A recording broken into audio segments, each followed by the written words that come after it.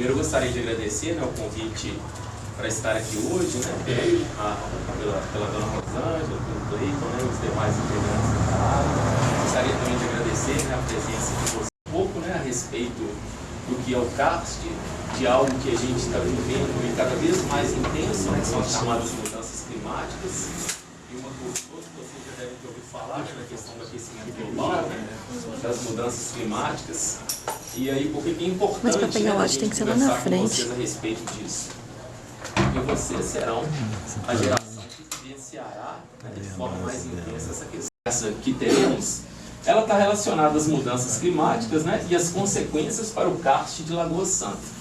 Vocês sabem dizer, já ouviram falar na palavra karst, não já? Não. Não? Nunca ouviram falar? Nada, karst. Ouviram falar da água? Não. Tem problema não. Então, eu espero, né, e assim, eu tenho certeza que vocês vão sair daqui hoje sabendo o que é o karst, tá? E aí o karst é extremamente importante, que é justamente a paisagem que a gente tem aqui em Lagoa Santa, em Pedro Leopoldo, em Matozinhos, em Prudente de Moraes, em Sete Lagoas, tá? Então é extremamente importante a respeito disso. Vocês sabiam que toda a área que tem karst e de rochas, que são os calcários, sabe que todas essas áreas um dia já foram fundo de mar? Minas Gerais hoje não tem mar, não é isso? Minas Gerais é um estado que não tem mar. Então, para o mineiro ir até o mar, ou ele vai, né, de forma mais rápida, ou ele vai para o Espírito Santo, para o Rio de Janeiro, ou ele vai para a Bahia, não é assim? Só que a gente já teve mar aqui, né, por volta aí de 580 milhões de anos. Tudo isso aqui que a gente está agora, inclusive onde que o Cali está, já foi um fundo de mar.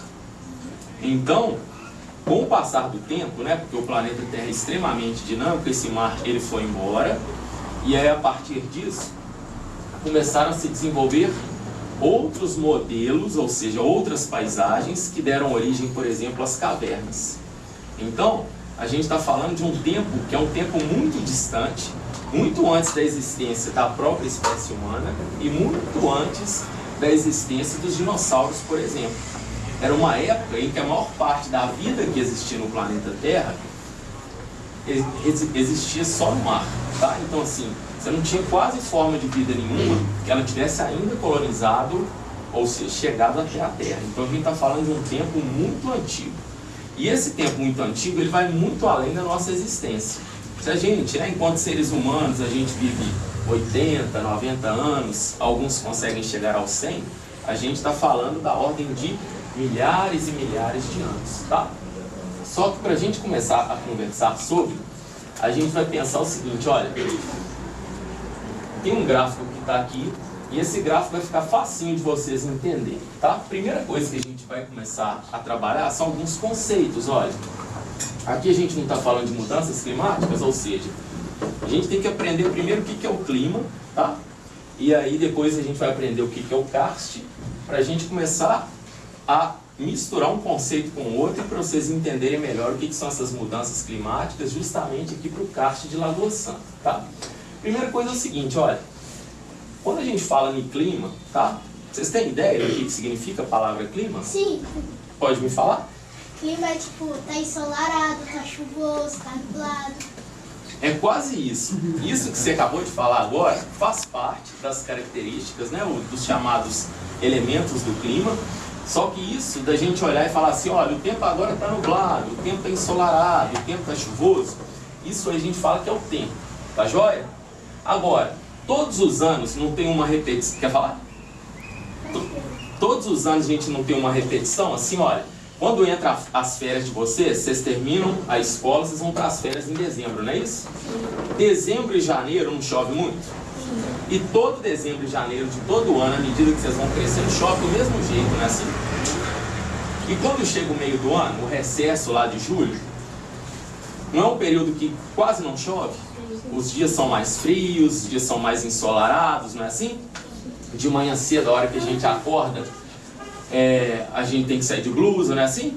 E à medida que amanhã vai avançando, a gente tira a blusa. Ou seja, essa repetição dos tempos, né, ao longo dos anos, e aí no mínimo de 30 anos, é o que a gente vai chamar de clima, tá joia? Ou seja, o clima é a repetição do tempo ao longo dos anos. E o que significa mudança climática? Significa, por exemplo, que naquele tempo que era para chover, de repente começam a ter períodos de seca. E tempos que eram para ficar com seca, começa a chover, por exemplo. Ou, se antes chovia muito, passa a chover muito mais. Ou seja, são mudanças no tempo ao longo dos anos, beleza? Agora, o que acontece? Essas mudanças climáticas, elas podem acontecer de duas maneiras. Uma de maneira natural, porque o planeta Terra é extremamente dinâmico, ele está em constante construção e transformação. E uma outra maneira, através das nossas ações, através da ação da humanidade, tá bem? E o que acontece? Olha, vocês sabem me citar, né, me falar, por favor, o que nós temos, o que o ser humano faz de poluição no planeta, ou o que ele tem de destruição? Ele joga lixo no mar, joga lixo da rua, aí polui os mares e o rio. Isso, o que mais? Não? Eles ficam jogando lixo na rua, ficam também jogando reciclagem, coisas no mar, tipo, fica fazendo coisas no mar, tipo, poluindo as coisas. Por isso que tem lugares que a gente não pode ficar no mar. Isso. As queimas, a poluição, principalmente as queimas. As queimadas, né? Quando derruba a floresta, coloca fogo. Deixa só ela falar, aí se volta nesse aqui. Joga lixo no mar, nas ruas. Na aula de ontem. Se eu sei. Deixa ele só falar o que ele levantou aqui. Cortar as árvores. Cortar as árvores. O que mais? É que o ser humano joga lixo nos mares, joga lixo nos rios, joga lixo nas ruas, corta todas as árvores para construir construções em cima. Eles tipo acendem, tipo alguma coisa, acendem um cigarro, faz assim, joga na mata e queima tudo. Queima tudo, olha só.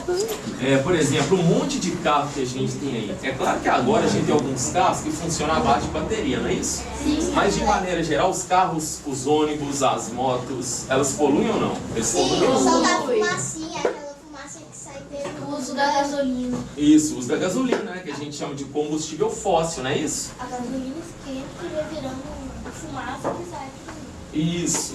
E a fumaça das fábricas também polui o ar e é prejudicial para a saúde do ser humano. E também prejudica a nossa camada de gente. Isso, ó, todos vocês estão certos. Como é que é seu nome? Sério. Sério? Ô, sério, ó, então, todos vocês, ó, estão perfeitos no que falaram. E a partir do que o Célio falou, a questão da respeito da atividade industrial, né? Ou seja, o que é atividade industrial? Tudo que a gente usa, por exemplo, as nossas roupas, as construções que a gente vive. Oi?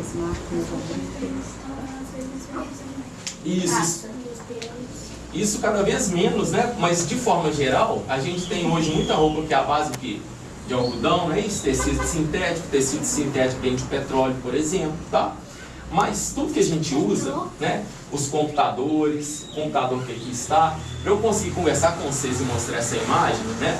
A tela da televisão, os computadores, tudo isso aqui um dia já foi uma matéria-prima, ou seja, já foi retirado o metal para fazer a liga do computador, da televisão, a areia, né? Para fazer a tela, por exemplo. Então, tudo é ligado. Então, para se fazer a transformação das matérias-primas, tem uma atividade que é chamada industrialização, tá joia? E a industrialização, por vezes, ela polui muito.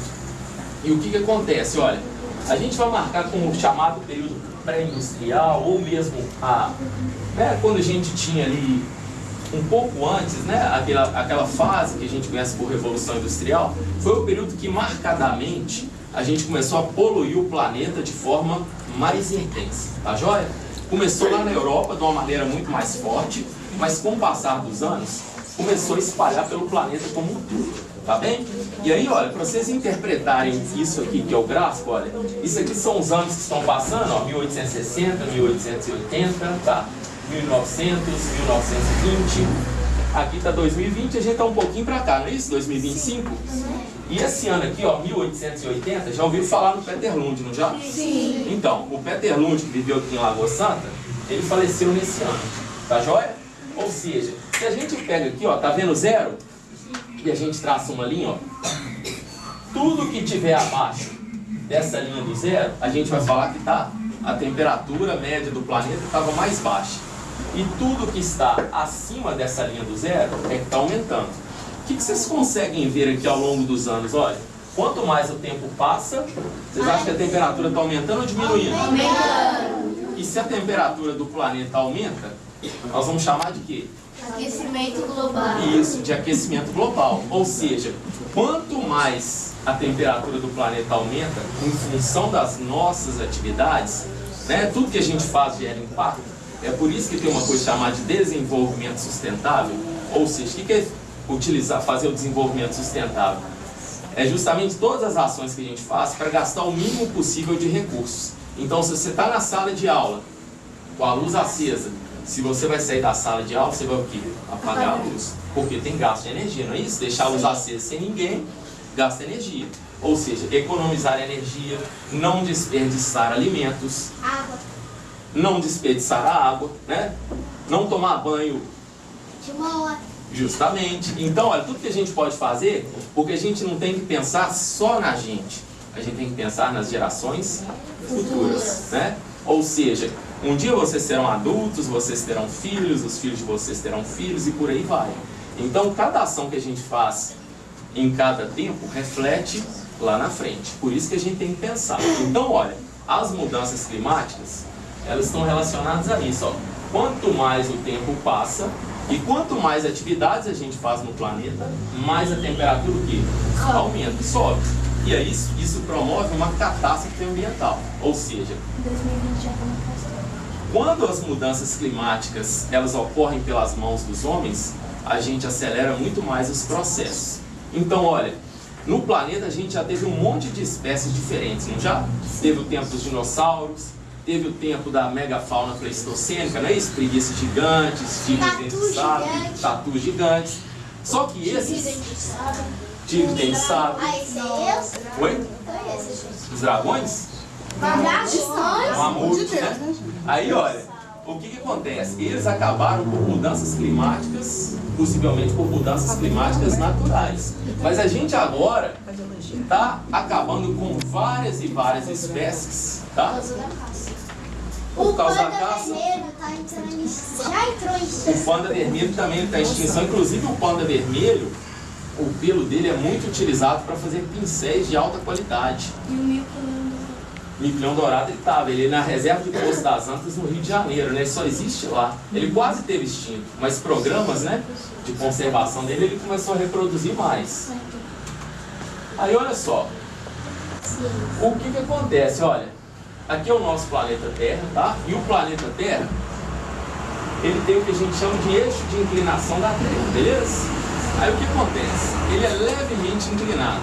Essa inclinação é que os gregos chamavam de clima. Então a palavra clima significa inclinação do planeta, que isso leva o quê?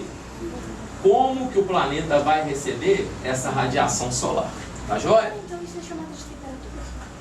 O Sol, ele influencia nessa temperatura, obviamente, né? Então assim, o Sol, ele é a maior máquina que tem, né, vamos dizer assim, para movimentar o clima no planeta Terra. Se a gente não tivesse, por exemplo, o Sol e não tivesse os movimentos do planeta Terra, como por exemplo a rotação não faz uma hora tá dia, outra hora tá noite, não é isso? A parte de cima do planeta ia ser friaça, porque o Sol não ia conseguir. Ela já é, na verdade, né? Mas imaginem só se a Terra ela não rodasse em torno dela mesma. Imagina se a gente vivesse na face da Terra que ficasse recebendo luz do Sol 24 horas por dia. Uma parte isso é só a última. Agora imagina só quem viveria na escuridão eterna, vamos dizer assim. Ou seja, ficaria tudo desequilibrado, não é isso? Ou seja, ficaria muito frio. Então, Ou muito calor. ou muito calor. Essa questão de ter dias e noites ajuda também para a gente ter as variações do tempo, tá bom? Da mesma forma que ao mesmo tempo que a Terra gira em torno dela mesma, ela vai fazendo esse movimento aqui, ó, que é para dar o que? A volta em torno do Sol, não é isso? E a volta que ela dá em torno do Sol, a gente chama de translação. Isso. E a volta que a Terra dá em torno dela mesma, como que chama? Rotação. Rotação. Uma rotação dura quanto tempo? 24 horas. Isso. A gente arredonda para 24 horas, né? 24 horas e um pouquinho mais, né? 6 horas? É 25 horas. 24 horas e 5 horas. 6. A gente, na verdade, faz uma compensação até para... Porque, assim, não são 24 horas cravadas. Tá lá 23 horas, 56 minutos e 4 segundos. Só que para fins de calendário, isso contempla bagunça. E a cada 4 anos, para compensar, nós temos o quê? Um dia em fevereiro, que é o dia 29, que é o ano bissexto. Beleza? Para compensar esses minutos que a gente foi deixando para trás todos os dias. E aí o calendário sempre vai ficar certo. Beleza? Aí, olha, a luz do sol, ela chega diretamente numa região que a gente chama de região intertropical ou região tropical. Beleza? Que fica entre os trópicos. O trópico de Câncer e o trópico de Capricórnio. A gente, aqui, na verdade, a América do Sul está para esse lado aqui, mas posicionalmente, né, latitudinalmente, a gente está mais ou menos nessa direção. E à medida, olha, que a gente vai em direção aos polos, a luz do sol não vai chegando mais diretamente. Por isso que a temperatura vai ficando cada vez mais fria, mais baixa, não é isso? Beleza? Então, ó, o que a gente pode pensar? Com base nisso, e sendo o sol a grande máquina para movimentar as variações climáticas no planeta, aqui dentro do planeta Terra, nós não temos o relevo, por exemplo? Sim. Áreas mais montanhosas, áreas mais planas, áreas muito mais baixas, né? A gente não tem áreas que são próximas ao mar? Sim. Assim como também a gente tem áreas que são mais distantes do mar, não é assim? Mais perto do mar é a praia. É, justamente, ou seja, quanto mais distante ou quanto mais próximo da praia, isso tudo faz diferença para os tipos de clima. Quanto mais a gente tiver, por exemplo, mais indo em direção aos polos, faz diferença também. Então, dependendo do lugar que a gente mora, nós vamos ter tipos de climas diferentes. Mas uma coisa que ninguém escapa aqui dentro do planeta, quanto mais atividades a gente faz em prol de atividades econômicas, por exemplo, quanto mais se produz, mais impacto a gente causa. E, consequentemente, a associação de uma alta produção gerando impactos, isso acaba indo para o clima e a gente tem as mudanças climáticas. E isso é um grande problema, porque isso interfere na nossa existência, interfere na existência de vários. Ainda vocês, a geração de vocês não vivenciou isso, tá? Por exemplo, a maior parte dos professores, dos outros que estão aqui, dos adultos que estão aqui, passaram uma infância em que era muito fácil a gente observar vários tipos de insetos diferentes. E com o passar do tempo, esses insetos que a gente chama de insetos que são bioindicadores, né, do ambiente, se a temperatura aumenta, se tem mais poluição, a tendência é que eles ou vão embora ou eles morram. Isso é fato. Então era muito comum da gente ver em qualquer época do ano um monte de borboleta. Hoje a gente já não consegue ver mais. Era muito comum a gente ver em determinadas épocas, por exemplo, um grande número de cigarras. Hoje elas existem ainda, mas a quantidade de visualização é muito menor que a gente tem. Borboleta também, da mesma forma. Vagalumes e vários outros insetos e várias outras espécies. Pois é. Os vagalumes, eles são uma das espécies que a gente está vendo cada vez menos no planeta, né? Em função disso. Então, olha, todas as nossas ações, elas refletem justamente o quê? Na extinção de espécies sem que a gente veja. Então, para extinguir espécie, ou seja, para acabar, para que ela deixe de existir, rapidinho, não é só pela caça, são pelas nossas ações. Quanto mais a gente polui, maior é a tendência a gente diminuir várias espécies. Tem uma raça de vagalume, ou um tipo de vagalume que está em extinção. Sim, a maior parte deles justamente estão, né, dentro desse cenário. Beleza? Olha só, pode falar. É que um dia eu tava bem lá no parque, tava eu, minha mãe e minha irmã. Aí a gente viu uma cigarra que tava voando assim, do nada, ela veio direto assim no chão, caiu. Aí a gente foi pro parque, na hora que a gente voltou, a cigarra sumiu. Só que o negócio mais assustador é que a cigarra tava indo direto no chão, assim, bateu até quicou. Parecia que a cigarra... Tem muitas espécies que... Não, mentira. Tem muitas espécies que estão morrendo, mas não é só a caça que mata as espécies, são as queimadas poluição de rios e... Isso, os peixes morrem, né? Sim, E principalmente a tartarugas. verdade. A sacola. Verdade. Muitos animais morrem, né? Com plástico, né? Sim. Tartaruga confunde, por exemplo, a água viva, né? Com plástico, come e morre, né? Inclusive as baleias também estão sendo muito às vezes grudam nas redes que deixam. É por causa que navios ficam navegando aí, às vezes as redes estragam, soltam e caem. Sabe o que você fala? As plantas também. Isso, as plantas também, né? Pode falar. Muitos animais que vivem na floresta, como tigres, eles param a sua criação de reproduzir muitos animais por causa das queimas, porque eles não têm lugar de reproduzir de novo. E aí acontece também de alguns deles, como eles não têm mais o chamado hábitat, né? Ou seja, a casa deles, eles acabam indo para a área das cidades, não é isso? Já viram isso, alguns animais? Já. E aí o papo fala assim, olha, o lobo-guará invadiu a cidade. Na verdade, a gente tomou o lugar deles, né? E aí é o que acaba acontecendo. Então, só para a gente avançar um pouquinho, a gente vai conversando aqui ao longo do tempo, pode falar. Preguiças também, teofotone. Tem a praça onde tem a preguiça, não é? Sério? Ah, legal. Também passarinhos. Eles não conseguem se reproduzir, porque quando eles se reproduzem, muitas vezes acontece a queimada. Aí vai lá e os ovos caem porque eles não conseguem levar os ovos. Muitas vezes os passarinhos ficam lá para proteger os filhos e acabam morrendo. Aí acaba muitas vezes acaba essa espécie que a gente chama. Bom, só mais uma aqui, só pra gente continuar. Nessa região onde a gente está, eu acho que na perto da vida, lá nos animais, pois lá não tem muitas destruições e não tem muitas queimadas. E lá sempre tem mais, alguns animais mais raros. É porque lá no parque, né? O parque estadual fica mais fácil de proteger, né? Não é tão na gruta. Não, assim, mas o parque vai além da gruta, sabe? Eu estive lá no final do mês de agosto, aí eu vi uma mãe, né, uma mãe e um filhote, né, de um cervídeo, né, de um viado. Era um viado catingueiro. Aí a gente tinha passado, depois eles foram lá para beber água. Mas só para a gente avançar um pouquinho, com relação a essa questão do clima e dos impactos que a gente causa, está tudo certo, não é isso?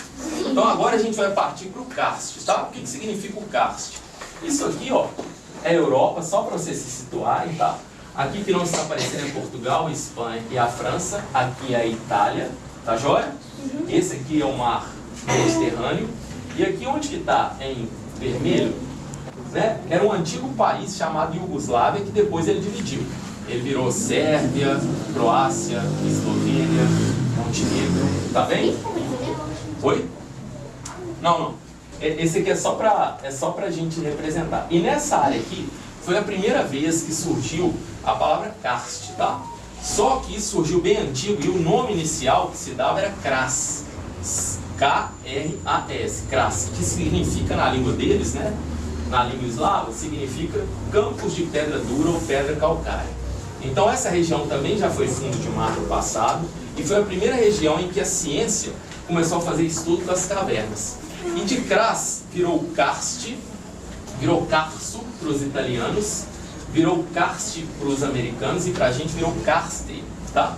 Ou seja, karst significa todas as áreas que a gente tem, por exemplo, calcários, né? Hoje a gente leva em consideração, eu nem vou falar muito disso, alguns outros tipos de rochas. Mas para a gente aqui, nós vamos falar que o karst está associado a todas as áreas que tem uma rocha chamada de calcário, e esse calcário dele pode se formar de maneira natural as cavernas, beleza? Assim como tem a Gruta da Lapinha e várias outras grutas. E aí, olha, essa distribuição das áreas do karst, tudo isso aqui que vocês estão vendo com essa cor marrom, estão vendo? Isso aqui tudo no passado já foi fundo de mar. Então, o planeta Terra ele já foi extremamente dinâmico com relação a isso. Então, olha, Minas Gerais está aqui, né? O que eu indiquei com a seta aqui, essa pontinha aqui, ó, bem essa pontinha, o karst de Lagoa Santa, onde nós estamos. Então, a gente já teve um mar em Minas Gerais que começava da porção central do estado, ia até o norte de Minas e avançava um pouco para a Bahia, tá bem? tudo isso aqui que está em cinza, ó, que vocês estão vendo em cinza, era onde que tinha o mar. Tá joia? E a gente está bem aqui nessa pontinha, tá?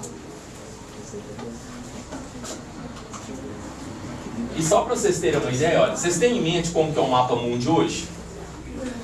Distribuição dos continentes, a América, América do Norte, América Central, América do Sul, África, Europa, Ásia, Oceania, Antártida, beleza? O planeta Terra, ele já teve outras configurações, ou seja, ele já teve outras formas, tá bem?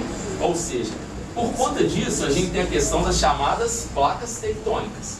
Na verdade, o planeta, ele tem uma casquinha externa, que é onde a gente vive, que é a chamada crosta terrestre, né? Que ela é dividida em duas partes, na verdade, a crosta. Nos continentes, a crosta ou crosta continental, e nos oceanos, a crosta oceânica, tá bem? E aí, olha, abaixo dela a gente tem o que? O manto da Terra, e mais embaixo a gente tem o núcleo, né? Assim, no manto da Terra, como tem muita energia guardada, faz com que essa casquinha ela fique em constante movimento. E esse movimento movimenta as placas tectônicas e gera o que? Os vulcões, os terremotos, os tsunamis. E estava estudando isso em ciências. Legal, e assim por diante. Aí, olha, lá por volta de 550 milhões de anos, olha, Minas Gerais estava justamente aqui, ó. E onde está a Lagoa Santa, estava nessa pontinha. Tudo isso aqui que vocês estão vendo com a cor branca é onde que tinha um mar. Ou seja, o mar de Minas Gerais chamava-se Mar do Bambuí, tá? Que a gente chamava aqui de Mar do Bambuí. E algumas das espécies que a gente tinha, lembra lá que eu falei com vocês que as espécies eram basicamente marinhas? A gente encontra em algumas localidades de Minas Gerais alguns fósseis desses animais, né? Que é a Claudina e a Corumbela, tá? E tudo isso aqui que vocês estão vendo, ó, Lagoa Santa aqui, ó, Belo Horizonte está aqui, Lagoa Santa está bem aqui nessa pontinha. Tudo que vocês estão vendo de marrom era onde que o mar estava. Beleza? Tem uma outra imagem aqui que fica melhor de ver, ó. Olha só, aqui ó, é Lagoa Santa e tudo que está aqui ó, dentro do pontilhado era onde a gente tinha o mar, tá bem? Então hoje a gente não tem mais porque as placas tectônicas se movimentaram, né? Chocaram-se uma com as outras e acabou tirando esse mar, tá? Aí isso aqui é só para vocês visualizarem que é o seguinte, ó, tinha períodos desse mar que os animais que aqui viviam, eles iam depositando, ou seja, à medida que eles iam morrendo, eles depositavam suas conchas, suas carapaças. Por exemplo, o caracol não tem uma conchazinha? Sim. É a quitina, né? É um outro material, mesmo das nossas unhas, assim. É o mesmo material, aquela casquinha do caranguejo, é a mesma coisa. As ostras morrem? Morrem. Ostra? E as pedras dela vai junto? Você está falando quando aquelas formam a pérola, por exemplo? Sim. Sabe o que é aquilo, na verdade, da pérola? Aquele bichinho, ele tem a concha, não tem? Sim. A concha serve para proteger. E ela é feita com cálcio também. E outros minerais que ali estão. Aí, olha, o bichinho fica ali dentro. Quando ele sofre qualquer tipo de ameaça, o que ele faz? Ele fecha, não é assim? Sim. Para o pessoal fazer a pérola, o que eles fazem? Eles pegam um grãozinho de areia, por exemplo, ou um material já industrializado, como um plástico, e colocam em cima do animalzinho ali, ó, da lesminha que tem lá dentro. E ela tenta expulsar, e ao mesmo tempo que ela vai expulsando, ela vai liberando uma substância que vai cristalizando até formar. Então é muito comum, à medida que o animal está deslocando, às vezes pode entrar um grãozinho de areia ali de forma natural e ele forma essas pérolas também. Como as pérolas têm valor econômico, para justamente eles acelerarem o processo, ao invés de esperar o grão de areia entrar, eles têm fazendas disso que eles colocam de maneira artificial para produzir a pérola. Se o animal morre, vai embora com ele também. Eles podem produzir mais de uma pérola? Sim. Se você coloca lá 3, 4 grãozinhos, vão formar 3, 4 pérolazinhas ali. Só que eles optam, às vezes, por utilizar algumas ostras que são um pouco maiores, sabe? Então tem espécies mais específicas. E se alguém enfiar a mão lá dentro? Não dá nada, não. Sabe lesma? A consistência do que tem dentro da ostra é tipo uma lesminha que tem ali. Não dá nada, ela não tem. Aqui é só para representar mesmo, ó, Minas Gerais, né? Aí você tem lá Montes Claros, Januária, aí Teófilo tá pra cá, né? Lagoa Santa e 7 Lagoas tá aqui, né? Belo Horizonte é esse pontinho verde, só pra gente se situar. Todas essas áreas são áreas que a gente fala que são do cárcere de Minas Gerais. Tá joia? E aí, olha, isso aqui, já ouviram falar na Serra dos Pinhaços? Não. E Serra do Cipó? Sim. Beleza. A Serra do Cipó é uma das serras que tem na Serra do Espinhaço, tá bem? Ou seja, a Serra do Espinhaço, ela mais ou menos está nessa direção aqui, ó. Ela tem, começa lá, por exemplo, em partes lá, né, Ouro Preto, Ouro Branco, a Serra do Curral em Belo Horizonte, e depois ela vai caminhando, ó, paralela ao Rio das Velhas, e aí ela vai até o norte de Minas, depois ela passa, vai até a Bahia, onde lá na Bahia ela recebe um outro nome que é Chapada Diamantina. E aí a Serra do Espinhaço, sabe por que chama Serra do Espinhaço? Antigamente, o pessoal, ao invés de falar coluna vertebral, chamava a coluna de espinha, tá? E aí o que acontece? Tinha um alemão chamado Ischweg, ele esteve aqui no Brasil fazendo uma série de pesquisas, e ele conseguiu perceber o formato da Serra do Espinhaço, que ela se desenvolvia mais ou menos, olha, no sentido de sul para norte, tá vendo? E a nossa coluna não é nesse formato aqui? Ela não pega assim de baixo para cima ou de cima para baixo? Então ele passou a chamar essa serra de Serra do Espinhaço. É como se fosse uma grande coluna. Beleza? É justamente por conta desse nome. É onde foi o mar. E aí o mar deu lugar à formação das rochas, beleza? Que são os calcários. Então esse aqui onde a gente está agora, né, Lagoa Santa, Pedro Leopoldo, Matosinhos, Prudente de Moraes, Sete Lagoas, tudo foi o fundo do mar, tá bem? Esse material ele foi produzido para um outro público, sabe? Era um livro em inglês. Mas aqui fala, né, dos carros de Lagoa Santa, mas é específico, tá? Domínios geológicos. Aí dentro da geologia a gente divide em grupos, tá vendo? Por exemplo, quando você tem um monte de grupos geológicos, a gente chama tudo isso de supergrupo. Quando você pega separado é um grupo só, tá bem? Mas não preocupa com isso não, isso é tranquilo. Tá vendo a lagoa de Lagoa Santa aqui? Sim. A lagoa de Lagoa Santa tá aqui, né? A gente tá aqui. Tudo isso aqui que vocês estão vendo, ó, nessa direção, que pega, ó, Lagoa Santa, Pedro Leopoldo, Matosinhos, Prudente de Moraes, Fundulândia, Lagoa Santa, é o que a gente chama de karst de Lagoa Santa. Ou seja, vocês já sabem agora o que é o karst, não é isso? Karst é todo lugar que a gente tem as rochas aqui, calcárias, por exemplo, que vão formar o que? As cavernas. A joia não só cavernas, como também áreas para lagoas, tá? Os afloramentos. Eu vou mostrar umas imagens para vocês. E é basicamente isso aqui, ó. Todas as águas que a gente joga aqui, se vocês utilizam, por exemplo, todo dia vocês utilizam na casa de vocês o banheiro, não é isso? Sim. Vocês não descargam, a rede de esgoto está ali, a tendência é que toda aquela água, se não tiver uma rede de tratamento, ela acaba chegando aonde? No Rio das Velhas. No Rio das Velhas, ele segue o caminho dele e vai até o São Francisco, o Rio São Francisco. O Rio São Francisco segue o caminho dele e vai até o quê? Ao oceano, tá bem? Então todas as águas que caem aqui, ó, parte delas infiltram e aí vão dissolvendo, formando as cavernas até chegar no oceano, né? Aí, olha, isso aqui é o que a gente tem, ó, de elementos do karst, ó. Um afloramento de calcário, só para vocês verem o tamanho disso aqui, ó. Olha aqui, duas pessoas aqui, o tamanho disso. Tudo isso aqui que vocês estão vendo, ó, tudo isso aqui que é a rocha calcária, vocês estão vendo que tem um monte de linhazinha? Sim. Essas linhazinhas é o que a gente chama de camada de deposição. Então a natureza gradativamente, de forma muito paciente, foi depositando esse calcário até formar isso aqui. Quando o mar foi embora, as placas tectônicas jogaram isso aqui tudo para cima.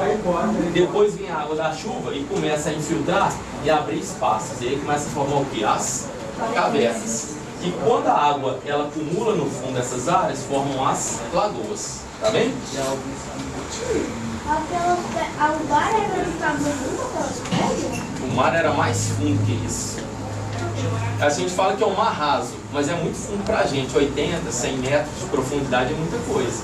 Mas se a gente for pensar do oceano, que a gente tem áreas lá que chegam a quase 11 quilômetros de profundidade, 100 metros não é nada, né? Então, o chão... Deixa só ela falar e você fala. Que é um pouco maior do que a montanha do Everest. Isso, chama-se Fossa das Marianas. É onde encontra, é a borda do continente sul-americano, com uma placa chamada de placa do Pacífico. Aí nesse ponto que as duas se encontram, o continente com a placa, esse buracão aqui é o que a gente chama de fossa. Essa fossa, se a gente pegasse ela do fundo e virasse, ela dava quase 11 quilômetros. O Everest ficaria um pouco mais baixo, porque o Everest tem 8.848 metros, ou seja, pouco mais de 8 quilômetros, quase 9 quilômetros. Então daria, da Fossa das Marianas até onde a água do mar é o nível do mar, dá 11 quilômetros e dá mais ou menos quase uma diferença de 2 quilômetros. É muita coisa, né? O fundo do mar, ele tem, que aí a gente chama de profundidade, né? E quando a gente está na Terra, a gente chama de altitude. Você sabe qual que é a... Então, assim, se hoje a gente tem os condores, né, na Cordilheira dos Andes, eles já tiveram aqui em Minas Gerais também. E aqui é só para vocês verem, ó, tudo que está em azul é onde tem chuva, tá vendo, ao longo do ano? E tudo que está em branco é quando não tem chuva. Ai, que eu pego quase Aí olha só pra gente finalizar, por que a gente tem chuva aqui? Porque na linha do Equador a umidade ela encontra e cai chuva. A floresta amazônica e as árvores evaporam muita água, e aí vem massas de ar, ó, que elas iam embora, só que elas encontram a Cordilheira dos Andes e elas chegam até aqui a gente. Então, por exemplo, dezembro, janeiro chove muito aqui, porque vem água lá da região amazônica. Então, quanto mais desmata a floresta, menos chuvas a gente vai ter. Aí só pra vocês verem, ó, o caminho das chuvas aqui, ó. Tá vendo, ó? Lagoa Santa aqui, tudo isso aqui que vocês estão vendo é a chuva vindo, ó. Ela tá viva? Ela aqui, ó, tá formando aqui, tá vendo, ó? Aí ela bate aqui na cordilheira, são chamados rios voadores, né? Aí ela vem até a gente. Esse foi antigo, tio. Não, agora quando entrar dezembro e janeiro a gente vai ter mais isso. Tá? Aí eu tô com umas coisas do Cais de Lagoa Santa, algumas pinturas rupestres, né? Algumas questões culturais, alguns animais que a gente encontra aqui, né? Como os colhereiros, ó. Então assim, se a gente tem menos água, se chove menos ou a gente tira mais água, a gente acaba tendo menos animais. Ou seja, as mudanças climáticas elas acarretam isso. Algumas outras espécies, ó, bem comuns aqui na região também. Aí a ave maior que nós temos aqui, que é até difícil de ver, é o tuiuiu, ó. Ela tem mais ou menos 1,40 m de altura. E ela só pesa 8 kg, 1,40 m com 8 kg. Ela é bem grande. Ela com perna? Ela é agressiva? Não, não. Ela tem mais o hábito de pegar peixe, né? Então, assim, se as lagoas esvaziam porque a gente retira água, e se tem as mudanças climáticas, não vai ter peixe, logo não vai ter o quê? O tuiuiu. Então, uma coisa vai puxando a outra. Aqui é a Lagoa do Sumidouro, ó, em 3 momentos, ó, é natural dela esvaziar ao longo do ano e quando entram as chuvas ela enche. Só que se a gente tirar água para abastecimento,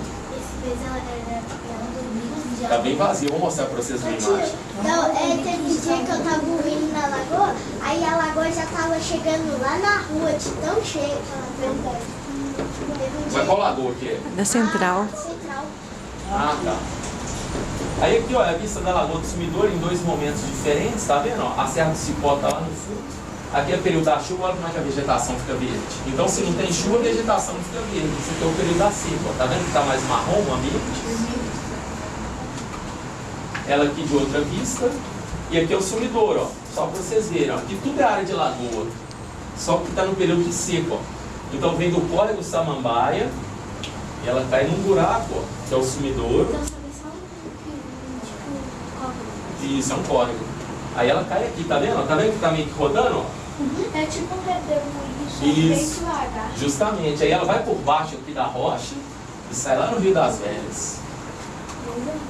Aí aqui umas imagens da Lagoa do Sumidouro, ó, só pra vocês verem, ó, o período de cheia, tá vendo? Quanto mais chove, ó, janeiro, a lagoa fica mais cheia. E quando chega o período das secas, ó, ela acaba esvaziando. Beleza? Então vai ficar a pergunta para vocês aí. O que vocês esperam do futuro, na verdade, depois de tudo que eu passei? Falei para vocês. Será que vocês podem fazer para o planeta, para o local de vocês? Esquentar muito a terra. Mas vocês podem ajudar também a diminuir esse aquecimento. Tá bom, gente? Diga. Acabando a água, que é o nosso lado de sol.